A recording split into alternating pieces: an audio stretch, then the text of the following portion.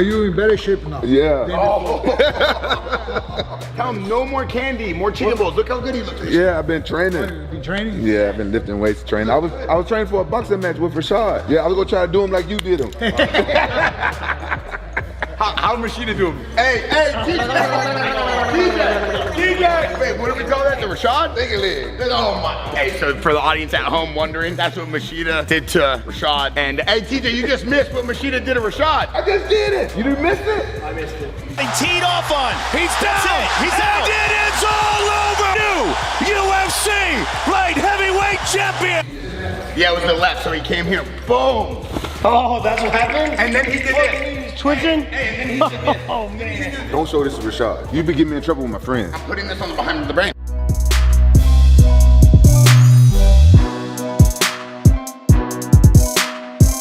But who is that person? Do you think it's Cyril Gane? You think Tom Aspinall's fighting Cyril Gane? That's what's getting announced this week, International Fight Week? You have two options. You have Cyril Gane and you have Jailton Almeida. I know that the tall kid, 6'11", 6'7", Alexander Volkov has done well too. But Tom beat him already. I think you have Cyril or you have Jailton.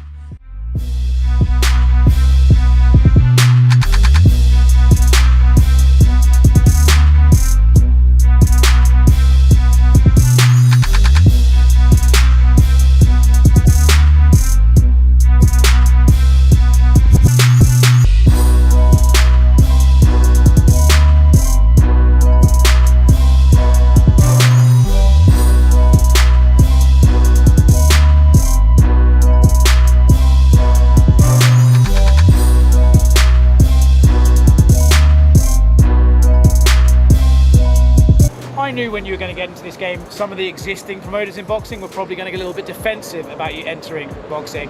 Now, Zuffa boxing is a real thing. A lot of people said it never would be. De La Hoya's already out here saying this fight's going to be at lunchtime and stuff like that. How excited are you to go? What's at lunchtime mean? You know what's laughable also? Dana White being named the promoter of this fight, considering he's never been in the boxing space. Has no stable of boxers. He didn't negotiate and is being handed this fight on a silver platter and called promoter. He's the trust fund baby of boxing. That's it. The trust fund baby of boxing. And get this. The fight will take place during the day on September 13th in Las Vegas.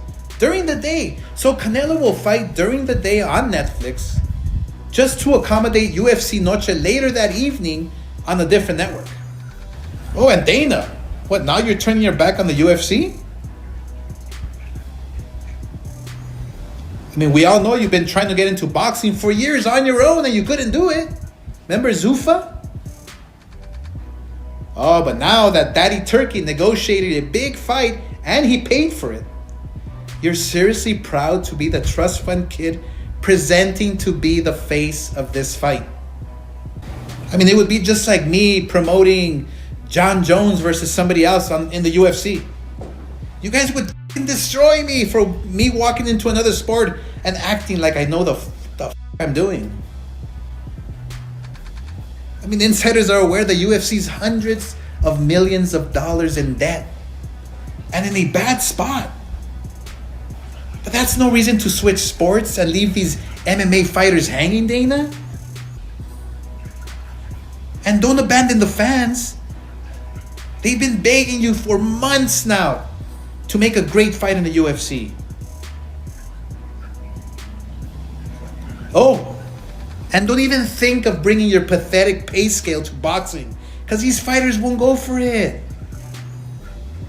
The boxing media is trying so hard to hype up TKO getting into the boxing space, but the truth is they have no fighters. They have 0 fighters. TKO? More like TK no. He said Canelo Crawford is going to take place during the day, so you can then do your UFC show after. How the would he know that? It's not true. Yeah. I'm just curious if you're. So you're saying that when we were talking about getting into it, and that some people would whatever. De La Hoya, does De La Hoya count? I mean, come on. But that's what I mean. Like, you're going to go up against these old guys you've had rivals with forever. Is part of you excited to put them out of business almost, or to go against them? There's any rival. De La Hoya is just a douchebag. A big difference between that and rivalry. I really like Eddie Hearn. Yeah. I like Frank Warren and a lot of the other guys that are in here, that are in the sport. And I think that they're going to continue to do what they do, and we'll do what we do. And I don't think there's any rivalry, because some of these guys I have good relationships with. And then there's the fucking lunatics like De La Hoya and Arum and guys like that. But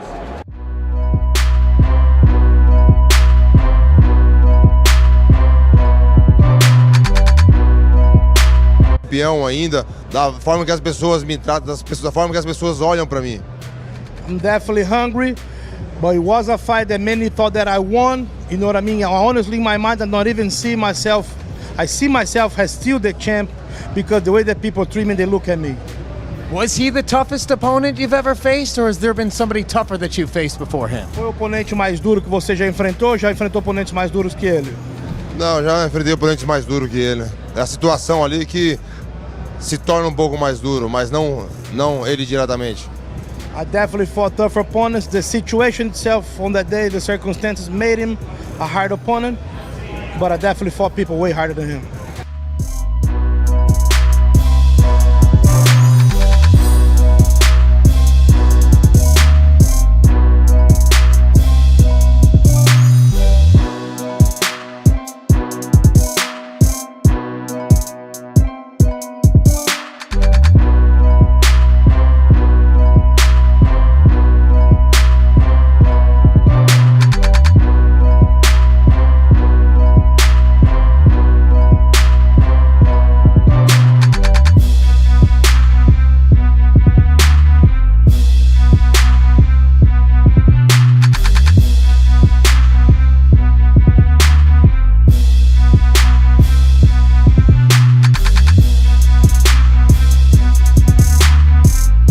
We're talking about a kid that started this thing at like 19, 20 years old. He has spanned 3 different eras of heavyweights and light heavyweights. He did the Vitor Belforts and the Shogun Huas and the Rampage Jacksons. And then he moved on to the Rashad Evans and myself and Alexander Gustafsson, into Santos, Reyes, Anthony Smith, all the way back to Stipe.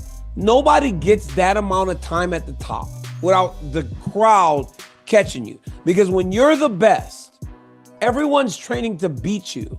Jon Jones somehow managed to not only stay relevant, but also win every time he stepped foot in that octagon. Everything else aside, all the stuff outside of the octagon, he won every time. He was put in a fight with a man one-on-one, and he beat me in Anaheim, Brett. And I can tell you this, without question, I beat Stipe Miocic. I became the Strikeforce heavyweight champion, UFC light heavyweight champion. I was never better than that time in Anaheim. That was the best I've ever been, and he beat me. And because of that, I will always respect him for his skills and what he did inside the octagon. Between those in that 8-sided fence, there was no one like him.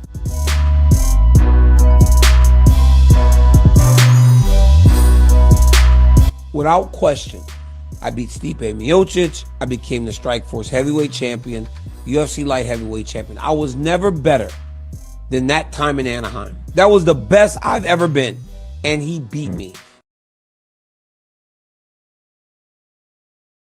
He beat me in Anaheim, Brett. And I can tell you this, without question, I was never better than that time in Anaheim. That was the best I've ever been, and he beat me. And because of that, I will always respect him for his skills